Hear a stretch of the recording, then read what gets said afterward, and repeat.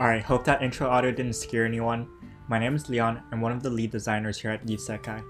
In this video, I'll show you guys a glimpse of what it's like to make an indie game like Sword Reverie on Unity. Without further ado, let's get right into it. So, before the start of our development, we really wanted to create an open world-like environment with high fantasy elements.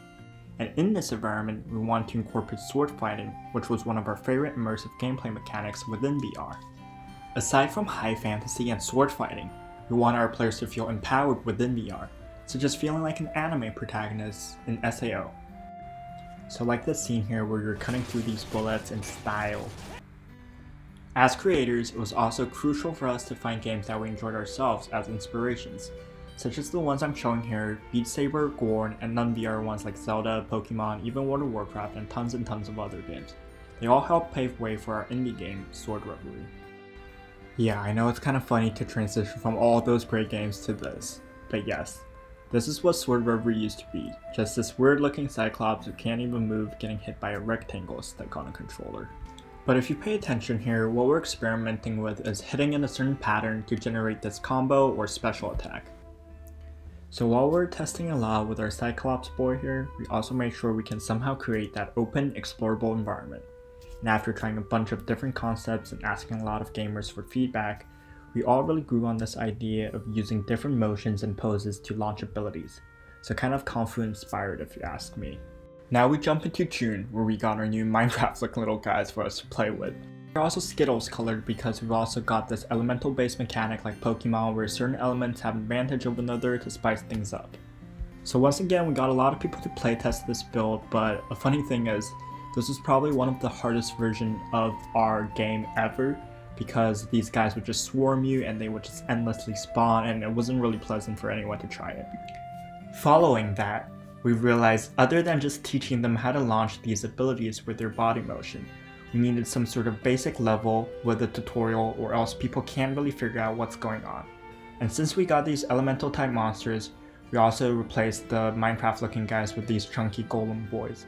Even though these golem boys are a tiny visual step up, our visuals still needed tons of work. Like this cannon here was not the fantasy environment we envisioned or want our player to explore in. Here I'm showing you a glimpse of some of our original concept arts we created for Sword Reverie. Even though they look amazing, bringing them to life is going to be a big challenge. Performance optimization is important for any game, but for VR it is extra challenging.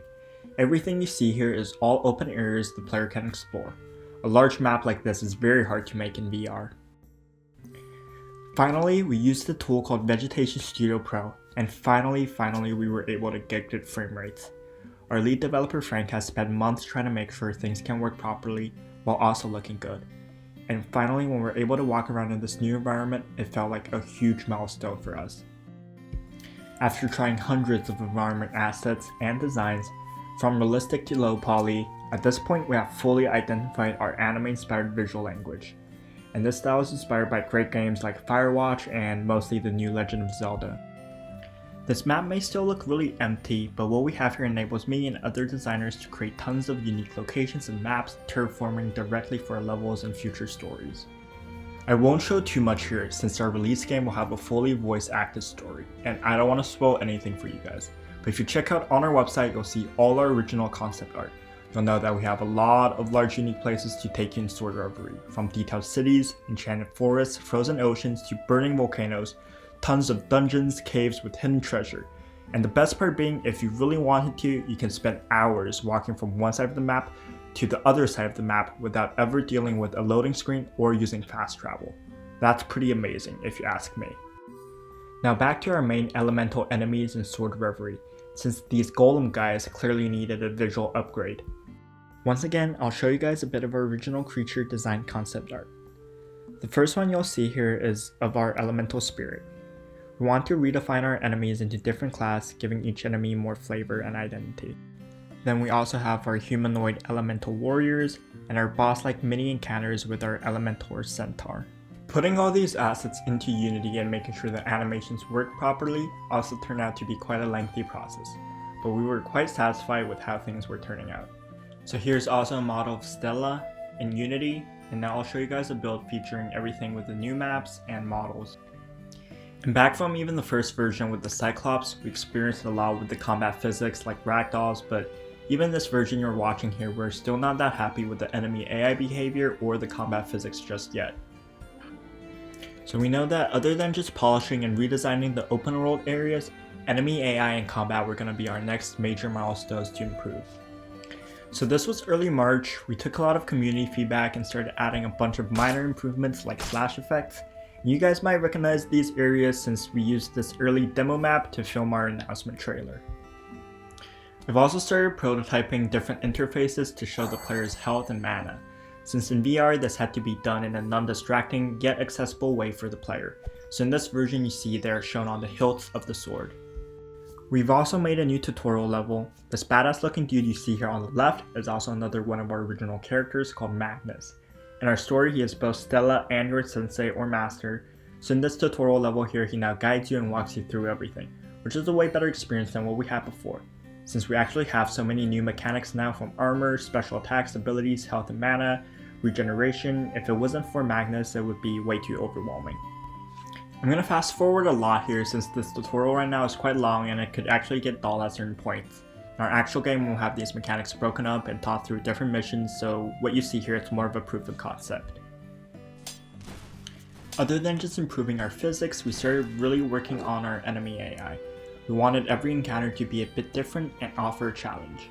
I'm showing you the leads from Halo here because these guys kind of circle around you like wolves and they switch up different tactics depending on the situation. Since we're implementing so many new features again, and when our AI has to consider so many scenarios and cases, a lot of bugs are bound to happen. This one here is really quite funny since it looks like he's dancing or having a seizure.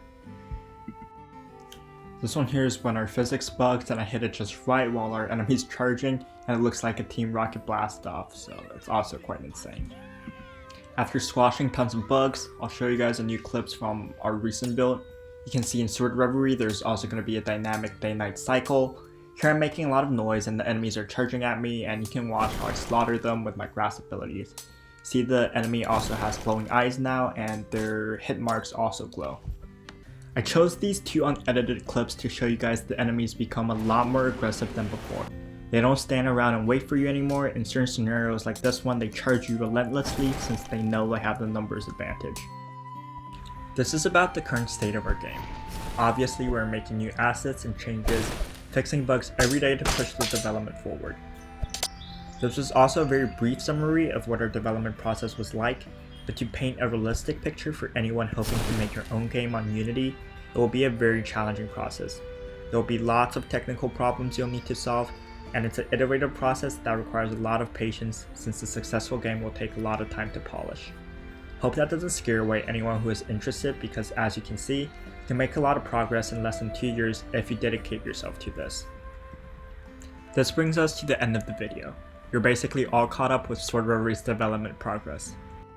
For the next steps of our game, we will continue to focus on our level design while starting our loot-based progression system. We have really big updates at the end of July and August, since we'll be hosting our largest open playtest to see how you think the combat feels. We care a lot about your feedback and thoughts, so make sure you sign up on our website. The dates will be available on our website soon. Hope you guys enjoyed this more development progress style video. It's a new thing for us we're trying, so if you guys want to see more, make sure you like and comment and tell us what you want to hear more on. We can talk about our art, our level, our characters, and if you're a Unity indie dev yourself, feel free to join our Discord and share your work. Or ask for help, we're glad to help anyone in the indie community. Thanks for watching, and make sure you sign up on our website and hope to talk to you soon.